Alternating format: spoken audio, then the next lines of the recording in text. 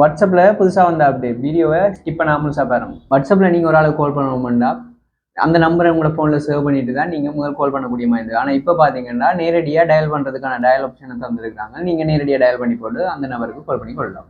உங்களோட WhatsApp ப்ரொஃபைலில் click பண்ணிங்கன்னா அதில் புதுசாக லிங்க்ஸ் ஒரு ஆப்ஷன் இருக்குது. இந்த லிங்க்ஸ் இந்த ஆப்ஷனில் போயிட்டு உங்களோட இன்ஸ்டாகிராம் ஐடியோ இல்லாட்டி ஃபேஸ்புக் ஐடியோ நீங்கள் ஆட் பண்ணிக்கொள்ளலாம். இதால் உங்களோட ஃப்ரெண்ட்ஸ் வந்து நேரடியாக உங்களோட வாட்ஸ்அப்லேருந்து உங்களோட ஃபேஸ்புக்கையும் இன்ஸ்டாகிராமையும் பார்க்கக்கூடிய மாதிரி இருக்கும்.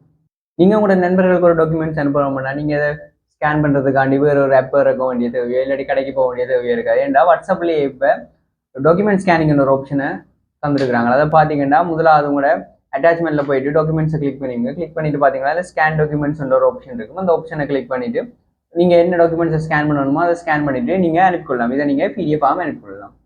நீங்கள் ஒரு மீட்டிங் ஒன்று நடத்த போகிறீங்கன்னா உங்களுக்கு இனி ஜூமோ இல்லை கூகுள் மீட்டப்போ அந்த ஆப்ஸ் எல்லாம் உங்களுக்கு தேவையில்லைன்னு பார்த்தீங்கன்னா வாட்ஸ்அப்லேயே ஸ்கெடியூல் ஒரு ஆப்ஷன் இருக்குது. இந்த ஆப்ஷனில் நீங்கள் என்ன மீட்டிங் நடத்த போகிறீங்க, எப்போ நடத்த போகிறீங்க, அது வாய்ஸா வீடியோன்றதை நீங்கள் மார்க் பண்ணி போட்டு அதில் எத்தனை பேர் ஆட் பண்ணணுமோ அத்தனை பேரையும் ஆட் பண்ணிட்டு சென்ட் பண்ணி விட்டீங்கன்னா அவங்களுக்கு அலர்ட் போகும். நீங்கள் இதுலேயே உங்களோட மீட்டிங்கை நடத்தி கொள்ளக்கூடிய மாதிரி இருக்கும்.